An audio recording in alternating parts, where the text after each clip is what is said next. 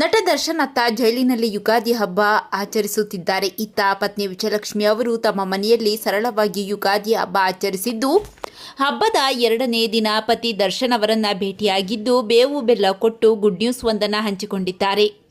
ಹಾಗಾದರೆ ವಿಜಯಲಕ್ಷ್ಮಿ ಅವರು ಹೇಳಿದ್ದೇನು, ಅದರ ಸಂಪೂರ್ಣವಾಗಿ ನೋಡೋಣ ಬನ್ನಿ.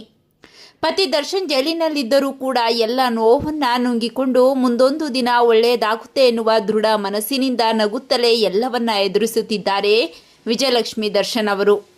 ಇದೀಗ ವಿಜಯಲಕ್ಷ್ಮಿ ಅವರು ಮನೆಯಲ್ಲಿ ಯುಗಾದಿ ಹಬ್ಬ ಆಚರಿಸಿದ್ದು, ಪತಿ ಆದಷ್ಟು ಬೇಗ ಬಿಡುಗಡೆಯಾಗಲಿ ಎಂದು ದೇವರಲ್ಲಿ ಪ್ರಾರ್ಥನೆ ಸಲ್ಲಿಸಿ ದರ್ಶನ್ ಅವರಿಗೆ ಬೇವು ಬೆಲ್ಲ ಹಾಗೂ ದೇವರ ಪ್ರಸಾದ ತೆಗೆದುಕೊಂಡು ಬಂದು ಜೈಲಿಗೆ ಕೊಟ್ಟಿದ್ದಾರೆ. ಇನ್ನು ಕೋರ್ಟ್ ದರ್ಶನ್ ಅವರನ್ನ ಕುಟುಂಬದವರು ಆಂತರಿಕ ಭೇಟಿಗೆ ಮಾಡಲು ಅವಕಾಶ ಕೊಟ್ಟಿದ್ದು, ಹಬ್ಬದ ದಿನ ಕುಟುಂಬದ ಜೊತೆ ದರ್ಶನ್ ಖುಷಿಯಾಗಿ ಮಾತನಾಡಿಕೊಂಡು ಸಮಯ ಕಳೆದಿದ್ದಾರೆ. ಇನ್ನೆರಡು ತಿಂಗಳಲ್ಲಿ ನಟ ದರ್ಶನ್ ಅವರಿಗೆ ಜಾಮೀನು ಸಿಗುವ ಅವಕಾಶ ದಟ್ಟವಾಗಿದೆ ಎಂದು ಕಾನೂನು ತಜ್ಞರು ಹೇಳುತ್ತಿದ್ದಾರೆ.